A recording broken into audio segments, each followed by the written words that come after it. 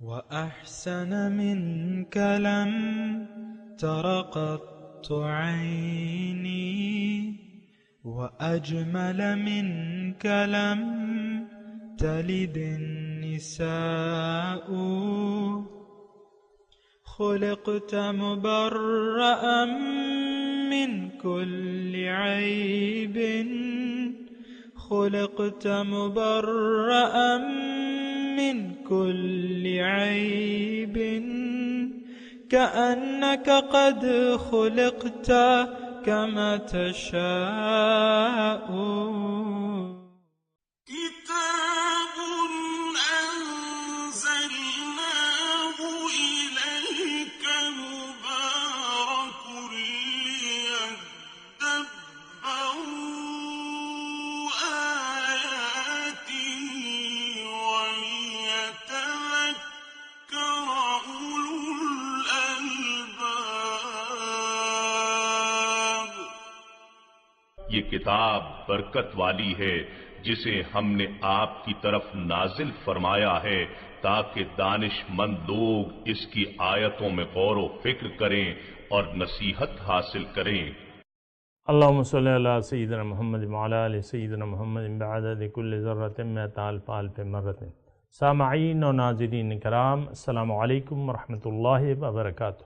سامعین کرام، سورہ روم آیت نمبر 44. آج کا موضوع آخرت کے لیے کیا ہم اپنے لیے انگارے بھجوا رہے ہیں. اس کے ساتھ سامعین کرام آج کے سبق کا آغاز کرتے ہیں. سب سے پہلے گزشتہ سبق کا اعادہ ہوگا. قل سیروا فی الارض فانظروا کیف کان عاقبۃ الذین من قبل كان أكثرهم مشركين. آپ فرما دیجئے کہ تم زمین میں سیر و سیاحت کیا کرو، پھر دیکھو پہلے لوگوں کا کیسا عبرتناک انجام ہوا، ان میں زیادہ تر مشرک تھے. فَأَقِمْ وَجْهَكَ لِلدِّينِ الْقَيِّمِ مِنْ قَبْلِ أَنْ يَأْتِيَ يَوْمٌ لَا مَرَدَّ لَهُ مِنَ اللَّهِ يَوْمَئِذٍ يَصَّدَّعُونَ. سو آپ اپنا رخ انور سیدھے دین کے لیے قائم رکھیے قبل اس کے کہ وہ دن آ جائے جسے اللہ کی طرف سے قطعاً نہیں پھرنا ہے. اس دن سب لوگ جدا جدا ہو جائیں گے. سامعین کرام، سورہ روم آیت نمبر 44. من کفرہ، جس نے بھی انکار کیا، فعلیہ کفرہ، تو اس کے انکار کا نتیجہ اسی پر ہوگا. ومن عمل صالحا، اور جس نے عمل صالح کا راستہ اپنا لیا، فلانفسہم یمہدون، یہ اپنے لیے ہی تیاری کر رہے ہیں، اپنی نفس کے لیے. سامعین اکرام، اہم آیت ہے، تھوڑا سا توجہ دیں قرآن کے ٹیکسٹ کی طرف بھی اور اس کے معنی کی طرف بھی. اور عام طور پہ یہ ہوتا ہے سامعین اکرام کہ ہدایت پر عمل کرنا یا عمل صالح کو ہم معاذ اللہ کسی پر احسان سمجھتے ہیں، اللہ پہ احسان جتاتے ہیں. اور جیسے کہ بعض اعرابی جو تھے، فتح مکہ کے بعد بعض اعرابی جب مسلمان ہوتے تھے تو ان کے متعلق آیا ہے کہ یمنون علیک ان اسلموا، یہ آپ پہ احسان جتاتے ہیں کہ ہم نے ایمان قبول کر لیا ہے، اسلام لے آئے ہیں. قل لا تمنوا علی اسلامکم، آپ ان سے کہہ دیں مجھ پہ احسان نہ جتاؤ. بل اللہ یمن علیکم ان ہداکم للایمان، بلکہ اللہ تعالیٰ تم پہ احسان جتاتا ہے کہ اس نے ایمان کی طرف تمہیں ہدایت دی. تو ایک بات یہ نوٹ کر لیں سامعین کرام، اور یہ خناس، یہ شیطانی بات جو ہے، دیکھیں شیطان اپنے مغرور تھا اور اس نے تکبر کیا.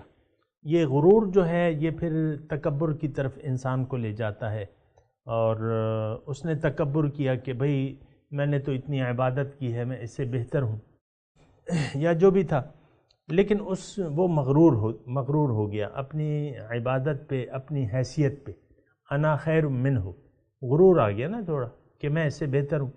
تو یہ غرور جو ہے، یا دوسرے الفاظ میں اگر آپ کسی پہ احسان، یعنی اسلام کے قبول کر لینے کو، اگر آپ کسی پر احسان، آپ کا خیال ہے کہ یہ میں کسی پر احسان کر رہا ہوں، تو یہ خیال غلط ہے، اس کو اپنے دل و دماغ میں جگہ نہ دیں۔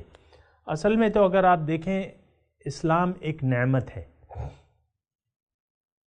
ہدایت کی توفیق اللہ تعالیٰ اگر کسی کو عنایت فرما دے تو پھر یہ اللہ تعالیٰ کا اس پہ احسان ہے۔ دیکھیں، یہ تمام احسانات ہیں، اور ہم جس دنیا میں رہ رہے ہیں نا، یہ تمام نعمتیں اللہ تعالیٰ کی احسانات ہیں ہم پہ۔ یہ نعمتیں ہیں اور اس کے احسانات ہیں، رب کے احسانات ہیں۔ اللہ تعالیٰ کو ہماری کوئی ضرورت نہیں ہے، ہماری بندگی کی کوئی ضرورت نہیں ہے۔ اگر کوئی بندگی کرتا ہے یا ناشکری اختیار کرتا ہے تو اس کا ثواب اور عذاب جو ہے اس کو خود سامنا کرنا پڑے گا۔ اس آیت میں مضمون یہی ہے سامنے کرام، من کفر فعلیہ کفر، اگر کسی نے انکار کر دیا کس چیز سے؟ اللہ کو منزل بنانے سے، اللہ کے راستے پر چلنے سے، اللہ کو معبود بنانے سے۔ یہ ساری باتیں ہیں جس سے ہم نے عملاً انکار کیا۔ اللہ تعالیٰ کو ہم اپنی منزل بنانا نہیں چاہتے، اللہ کے بتائے ہوئے طریقے پر عمل نہیں کرنا چاہتے، اللہ تعالیٰ کے دین پر عمل نہیں کرنا چاہتے۔ تو اس کا مطلب یہ ہے کہ ہم ناشکری پر تل گئے ہیں۔ دیکھیں، یہاں کفران نعمت کے معنی میں بھی یعنی آ سکتا ہے۔ کفر اور شکر یہ دونوں یعنی ایک دوسرے کے متضاد ہیں، اور ہر ناشکرہ جو ہے وہ کافر ہے، انکاری ہے۔ یعنی انکار کا مطلب ناشکری ہے۔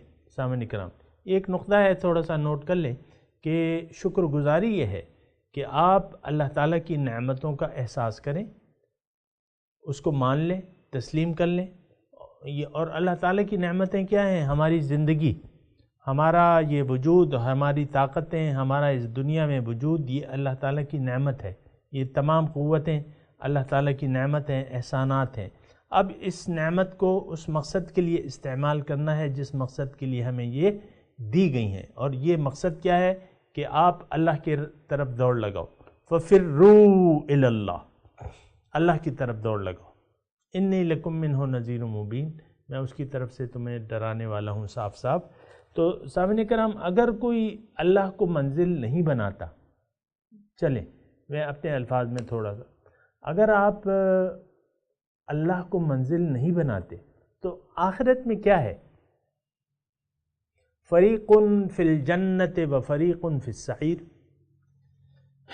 انسانوں کی دو ٹولیاں بن جائیں گی۔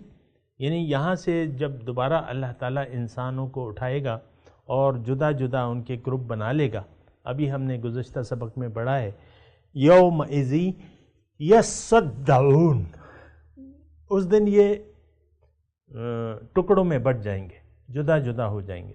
تو اب یہ ہے کہ فریق فی الجنت و فریق فی السعیر، ایک ٹولی جو ہے وہ جنت میں جائے گی، دوسری ٹولی دوزخ میں جائے گی۔ اب جو جنت میں جائے گی تو وہ کون سی ٹولی تھی؟ جنہوں نے دنیا میں اللہ کو اپنی منزل بنا لیا اور اللہ کے راستے پر چلے اور کوششیں کی اور محنت کی۔ دوزخ میں کون سے لوگ جائیں گے؟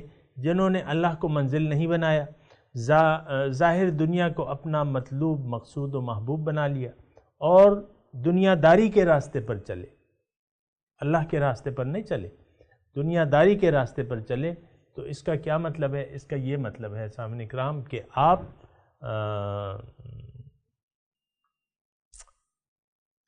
پھر دوزخ میں جائیں گے، ناکام لوگ۔ دیکھیں، دوزخ جنت کیا چیز ہے؟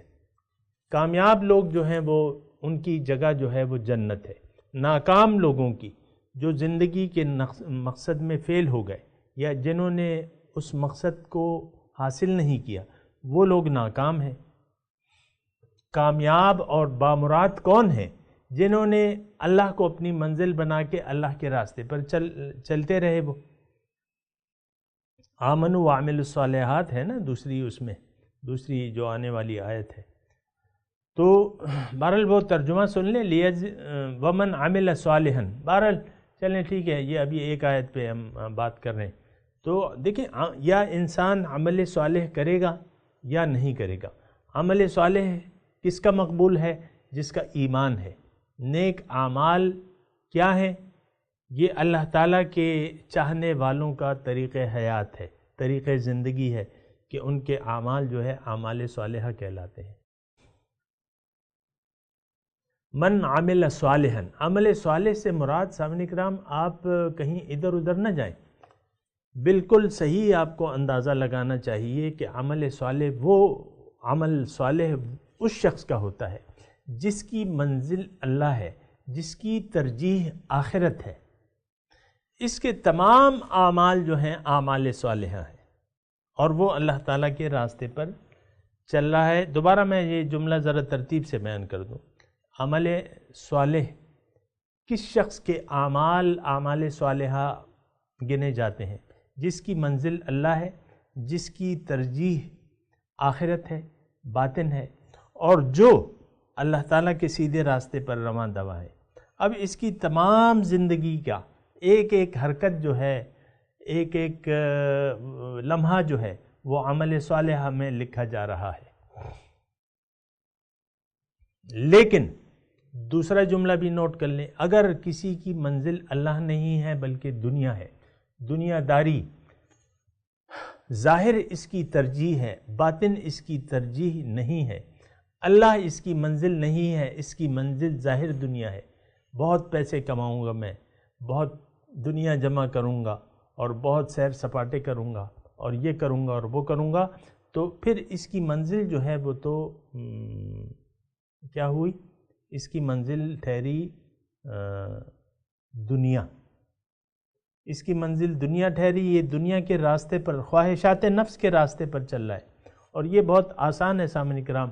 یہ اگر آپ کفر کی جو الفاظ یہاں من کفرہ ومن عمل صالحہ، یہ اگر آپ جاننا چاہتے ہیں تو دیکھیں میں آپ کو آسان ٹیسٹ بتاتا ہوں۔ آپ اپنی زندگی پہ نظر ڈال لیں، اگر آپ پورے دین اسلام میں داخل ہو گئے ہیں تو اس کا مطلب یہ ہے کہ آپ کے اعمال صالحہ ہیں۔ اگر آپ من چاہی زندگی گزار رہے ہیں تو عملاً آپ کافر ہیں، عملاً آپ ناشکرے ہیں، کیونکہ آپ تو من چاہی زندگی گزار رہے ہیں، اللہ کی ہدایت کے تو تابع نہیں آپ۔ اور آج کی کیا حقیقت ہے؟ آج ہم نے دین کو اپنی خواہشات کے تابع کر لیا ہے۔ یہ بات بھی تو آپ کے سوچنے کی ہے نا، کہ اپنی ذاتی خواہشات کے تابع کر لیا ہے دین۔ تو آج ہمارے نعوذ باللہ من ذالک ہمارے ذاتی خواہشات کے تابع بن گئے ہے۔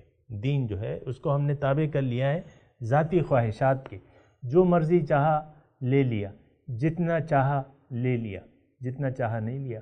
میں عموماً آپ کے سامنے وہ داڑھی شریف کی مثال دیتا ہوں، وہ سمجھنے کے لیے ہوتی ہے۔ یہ نہیں کہ ہر داڑھی رکھنے والا وہ پکا مسلمان ہے، ایسی بات نہیں ہے۔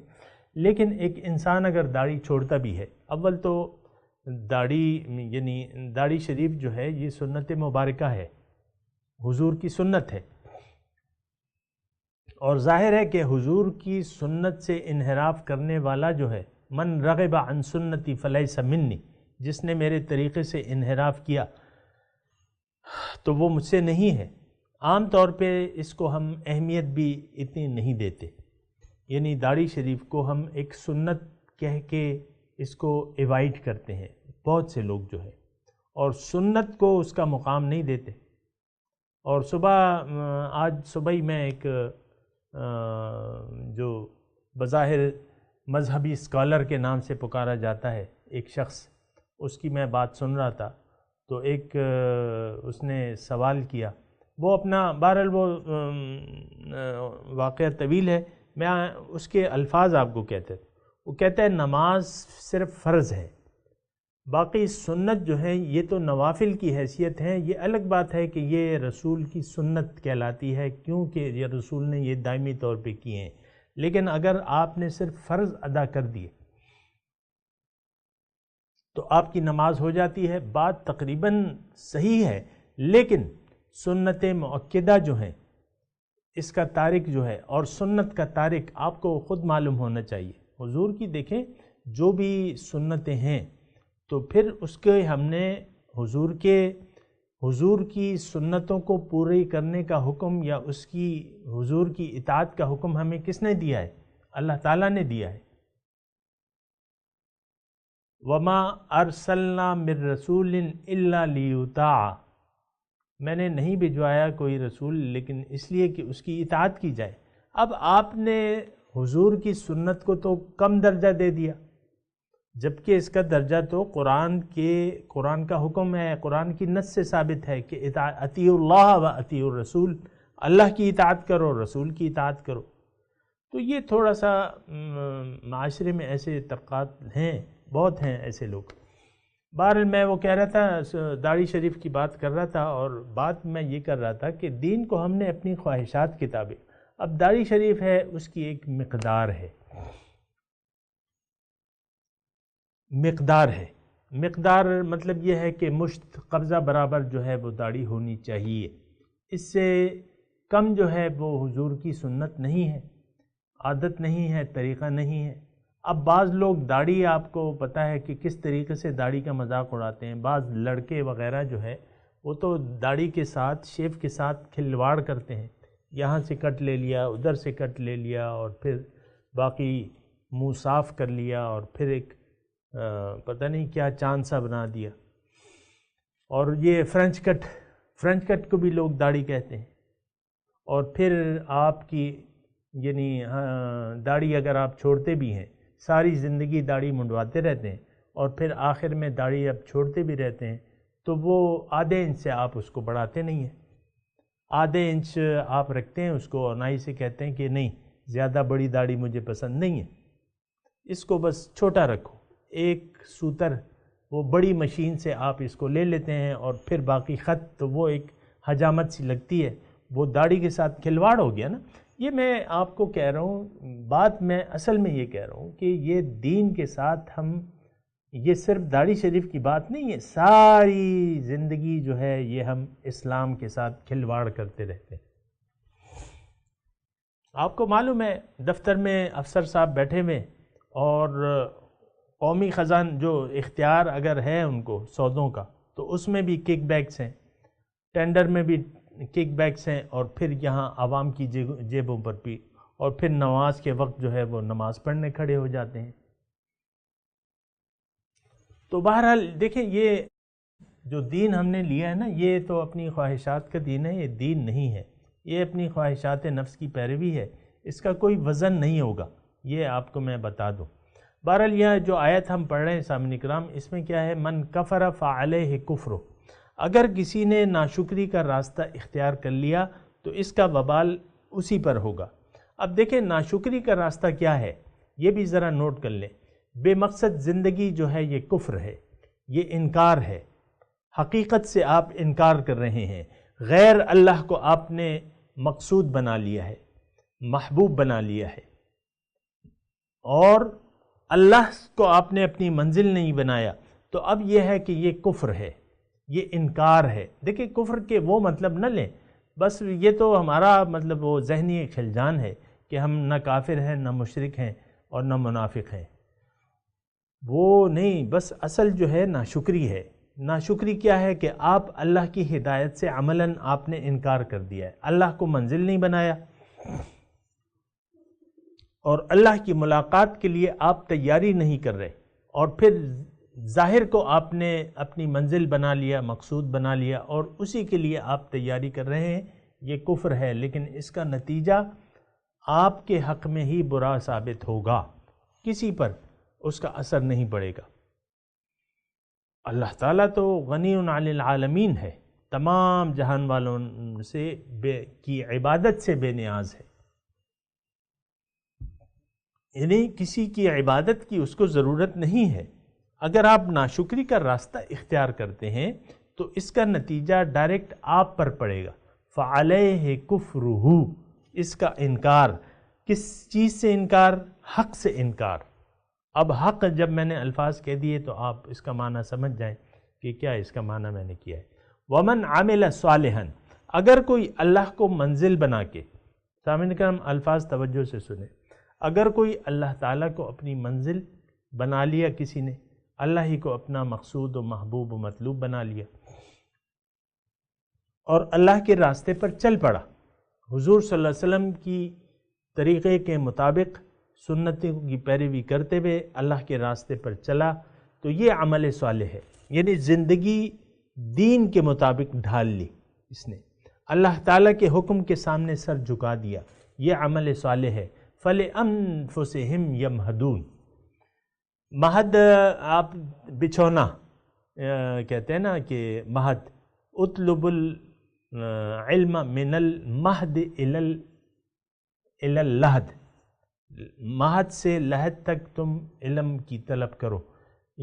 تو یہ بچھونا ہے. الم نجعل الارض مہادا، دوسری جگہ قرآن میں الفاظ آئے ہیں، کیا میں نے زمین کو تمہارے لیے بچھونا نہیں بنایا؟ تو دیکھیں ہمیں ایک ٹھکانے کی ضرورت ہے. ہم لوگ ہم ایسی مخلوق ہیں سامعین کرام کہ اس کو ختم نہیں ہونا. ظاہری زندگی تو ہماری حیوانی زندگی تو ختم ہو جائے گی، لیکن جو ہماری روح ہے وہ تو رہے گی، وہ تو کافر کی بھی رہے گی اور سب کی رہے گی. اس کے لیے تو موت نہیں ہے، اس کا تو صرف منتقل ہونا ہے ایک عالم سے دوسرے عالم کی طرف. اب دوسرے عالم میں ہمیں ایک اچھے ٹھکانے کی ضرورت ہے. دیکھیں آپ قبر میں دیکھیں، حضور صلی اللہ علیہ وسلم نے فرمایا ہے کہ قبر یا تو دوزخ کے گڑھوں سے ایک گڑھا ہے یا جنت کے باغیچوں سے ایک باغیچہ ہے. تو دیکھیں یہ ایک یعنی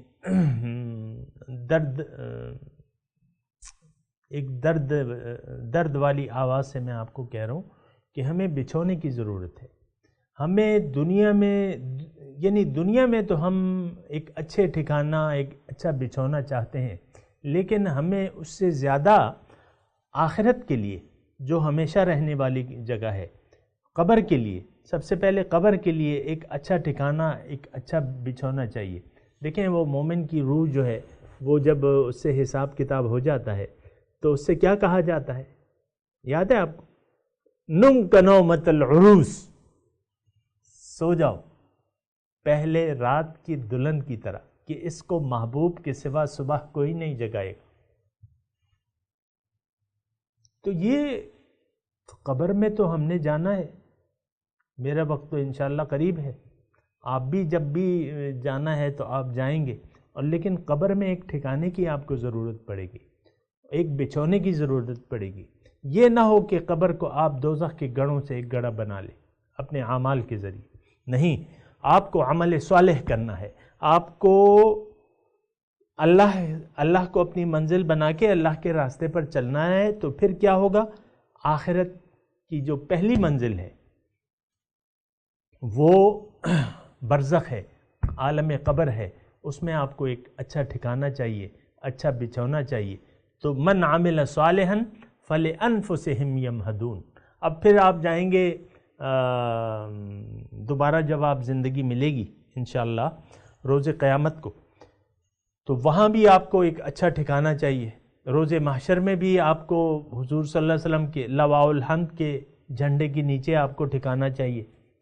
ادھر تو کافروں کے ساتھ انشاءاللہ ہم نے شامل نہیں ہونا نا، جو مجرم ہیں ان کے ساتھ تو جس دن یومئذ یصدعون، ہم نے تو نیکوکاروں کی فہرست میں جانا ہے.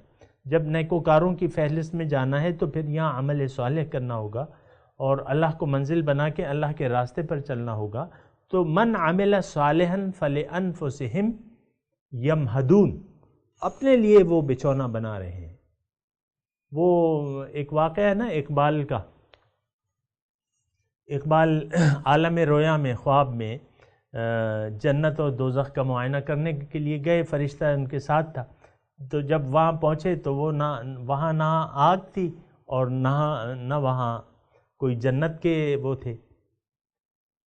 تو اقبال نے اپنے ساتھ والے فرشتے سے پوچھا کہ بھئی یہ تو کیسی، یہاں تو نہ آگ ہے اور نہ جنت کے کوئی وہ ہیں۔ تو فرشتے نے کہا، وہ شعر مجھے یاد نہیں ہے، وہ کہتا ہے یہ انگارے اپنے ساتھ لاتے ہیں، یہاں کچھ نہیں ہے، جو جنت بھی انسان یہاں بھی لاتا ہے، اور یعنی دنیا سے اپنی جنت یہاں لاتا ہے، اور دوزخ بھی اپنی یہاں لاتا ہے، خود ہی لاتا ہے، یعنی یہ آگ خود ہی وہ پیدا کر رہے ہیں، یا جنت میں اپنے لیے گھر وہیں دوزخ دنیا میں بنتا ہے۔ تو بہرحال پھر انہوں نے وہ شعر کہا نا کہ عمل سے زندگی بنتی ہے جنت بھی جہنم بھی، یہ خاکی اپنی فطرت میں نہ نوری ہے نہ ناری ہے۔ تو فَلِأَنفُسِهِمْ يَمْهَدُونَ، اپنے لیے ہی وہ بچھونا تیار کر رہے ہیں، اپنی آخرت کو سنوار رہے ہیں۔ تو بہرحال سامعین کرام میں تلاوت کرتا ہوں، میرے ساتھ دہرائیے، اعوذ باللہ من الشیطان الرجیم، بسم اللہ الرحمن الرحیم، من کفر فعلیہ کفرہ ومن عمل صالحا فلأنفسہم یمہدون۔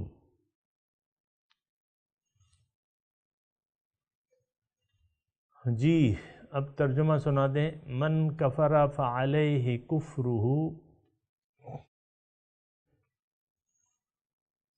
جو کفر کرتا ہے تو اس پر ہی اس کفر کا نتیجہ وارد ہوگا۔ ومن عمل صالحا، اور جو اعمال نیک کرتے ہیں، فلانفسہم یمہدون،